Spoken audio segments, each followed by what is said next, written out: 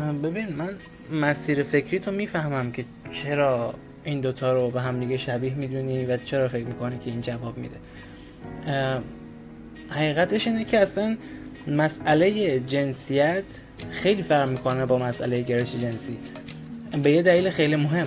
مسئله گرایش جنسی چیزیه که توی مدارس آموزش داده نشده، توی خانواده آموزش داده نشده، چیزی نیست که هر روز در موردش صحبت بشه و انسان هر روز باهاش مواجه بشه. چه اتفاقی میفته؟ طرف کل ایدهش در مورد گی اینه که مرد کونه مرد میذاره، مرد کونه مرد بذاره چندشه، پس من از این که مرد کونه مرد بذاره بدم میاد، پس گی ها بدن. هیچ جزئیاتی از این موضوع دیگه نداره، کلا همینقدر درک میکنه از این موضوع. پس اگه بخوای بهش اعتراض بکنی، بهش پرخاش بکنی، بیای باش مسالمت آمیز صحبت بکنی، همه اینا جواب میده، چون یه ذهنیت خامیه. فرض کن 1 گیگ فضاست که کلا 10 کیلوبایتش پره و گی ها میتونن بیان با صحبت کردن در مورد خودشون، دعوا کردن در مورد خودشون، پروموت کردن خودشون، این تفکر رو کامل کنن، اون 1 گیگ رو پر کنن تا به یه بالانسی برسونن. ولی در مورد جنسیت این مسئله پر شده، همین الانش این مسئله پره. بچه که به دنیا میاد از مهد کودک، توی خانواده، توی مدرسه، توی جامعه، هر جایی که میره مسئله جنسیت مطرحه، تفکیک جنسیتی مطرحه،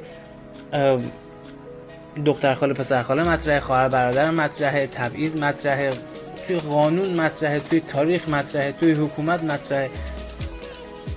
اون یکی که مربوط به جنسیت پره، یعنی تو نمیتونی دیتای جدیدی اضافه کنی که بخواد اونو بالانس کنه.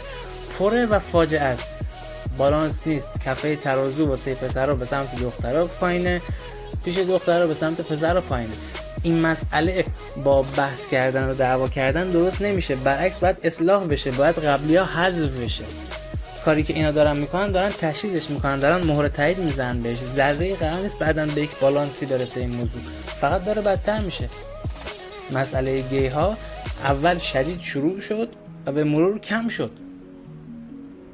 و اصلا نفهمیدیم کی تموم شد. ما 3 سال پیش تا الان نمیتونی بگی از اینجا به بعد دیگه با گی ها مشکلی نداشتیم، واقعا نمیتونی بگی.